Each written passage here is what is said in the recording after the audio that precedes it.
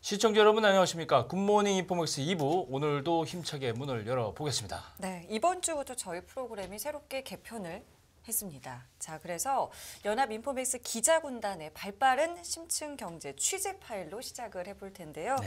오늘은 이민재 기자가 나와주셨습니다. 안녕하세요. 네, 안녕하세요. 네, 안녕하십니까.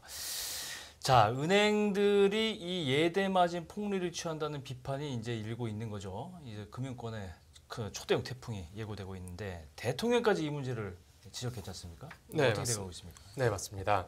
윤석열 대통령이 지난주에 은행 고금리로 인해 국민들의 고통이 크다면서 금융위원회 대책 마련을 지시했습니다. 특히 가장 눈에 띈 대목이 은행의 돈잔치라는 표현이었는데 이렇게 다소 강도 높은 표현을 쓴 걸 보면 네. 최근 은행을 향한 대중의 쏟아지는 비판을 의식한 것으로 보입니다. 네. 네, 저도 이 돈잔치라는 표현을 딱 듣고 도대체 얼마나 쓰면 돈잔치라는 표현을 쓰나 싶었는데 어느 정도 썼을까요? 네, 금융감독원이 국회에 제출한 자료를 살펴보면 네. 이 돈잔치라는 말이 과연 과장은 아니구나라는 생각이 드는데요. 이제 5대 시중은행에서 작년 한 해 동안 전체 임직원들한테 나간 성과급이 무려 한 1조 4천억 원 정도 됩니다. 네. 네, 1년 전보다는 무려 35%나 늘어난 수치고요. 물론 이제 5대 시중은행만 그런 건 아닙니다. 네. 인터넷 전문은행도 마찬가지인데요. 네. 이 카카오뱅크와 K뱅크도 작년에 1년 전보다 2배나 많은 성과급을 지급했습니다. 예, 기록을 보면 작년 한 해 그 시중 금융사들, 특히 은행권 4대 지주들이 16조 순이익을 벌어들였잖아요. 네, 기록적으로 벌어들었는데 돈이 있다 보니까 이제 희망퇴직도 받고 희망퇴직금도 넉넉히 주고 뭐 인건비 비용 감축을 지금 하자 뭐 이런 건 뭐 좋은 의도 아닐까요?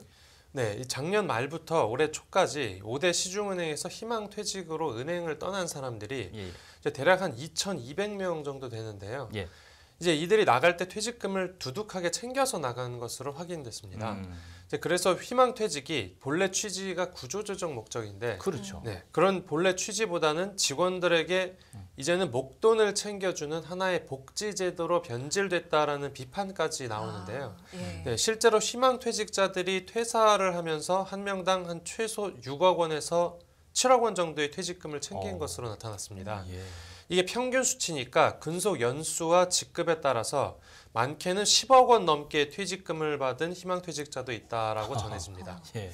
근데 또 이렇게 생각했을 수도 있을 것 같아요. 많이 벌었으면 뭐 네. 많이 주는 게 뭐가 문제냐 이렇게 생각하는 사람들도 있지 않을까요? 네, 맞습니다. 실제로 이 4대 금융지주사들이 역대 최대 당기 순이익을 올리면서 실제로 돈을 잘 벌기는 했습니다. 예. 네, 하지만 이건 은행이 잘했다기보다 네. 대출 금리가 오르면서 자연스럽게 수익이 불어난 측면이 큽니다. 네. 작년 한 해 동안 예대 금리 차가 크게 벌어졌는데요. 네. 이게 한국은행이 기준금리를 인상하는 과정에서 은행들이 예금 금리보다 대출 금리를 훨씬 더 빨리 올리면서 나타난 현상입니다. 예. 네, 그러면서 그렇기 때문에 이제 이자 장사니 혹은 뭐 돈잔치니라는 이제 비판의 목소리가 나오고 있는 겁니다. 뭐 결국은 국민들, 대출자들, 예금자들을 사실은 이용을 해서 돈을 많이 벌었다. 좀 뭐 그렇게까지 표현을 할 수 있을 것 같은데 비판받을 만합니다. 성과급을 지나치게 많이 받아서 챙긴 건 은행뿐만이 아니라 이금융권도 비슷한 현상이 일고 있다죠. 네네. 이제 은행사뿐만 아니라 보험사와 카드사도 마찬가지인데요. 예. 이 일부는 연봉의 절반에 해당하는 돈을 성과급으로 지급하면서 따가운 눈총을 받고 있습니다. 예. 삼성화재 같은 경우에는 지난달 말에 직원들한테 연봉의 47%를 성과급으로 지급했습니다. 연봉의 47%. 네, 역대 최대였고요. 예. 이제 DB손해보험도 같은 날 연봉의 41%를 성과급으로 지급했습니다. 예. 지금 나가는 자료를 보면 확인해 볼 수 있는데요. 예. 삼성카드의 경우에도 연봉의 50% 절반을 성과급으로 지급했습니다.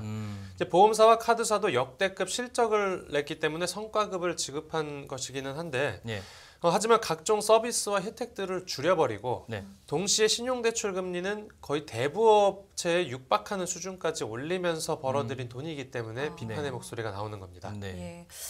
이런 상황이기 때문에 이제 대통령이 관련 대책을 마련하라라고 이야기를 했는데 실제로 뭐 대책 좀 나왔습니까? 네, 이제 은행들이 대책들을 내놓고 있는데 네. 영 반응이 시원찮습니다. 음. 이제 일례로 은행권에서 얼마 전에 10조 원 규모의 사회공헌 프로젝트를 내놓은 게 있었는데 예. 네. 이게 구조를 들여다보면 은행들이 직접 10조 원을 모두 출자를 하겠다는 게 아니어서 오히려 역풍을 맞은 사례가 있었습니다. 그래요. 네, 실제로는 한 7,800억 정도만 내놓고 네. 이제 그 돈으로 대출을 해주고 뭐 보증을 해서 그 돈을 대출과 보증 공급으로 네. 10조 원의 효과를 기대할 수 있다라는 게 이제 은행권의 계산이어서 그렇습니다. 사회 공헌 프로젝트가 아니라 사회 공헌을 빙자한 대출 장사를 또 하는군요. 정부 반침이 뭐 앞서서 제가 뭐 태풍이 예고된다고 얘기했는데 바로 이 부분인데 정부가 대책을 좀 내놔야 될 것 같은데 어떻게 보세요? 네네. 그래서 이제 금융당국이 은행권의 경영과 영업 관행을 개선하기로 했고요. 예. 네. 네, 그리고 은행뿐만 아니라 이 보험사와 카드사도 자금이 적정하게 운영되고 있는지를 네. 점검하기로 했습니다. 예.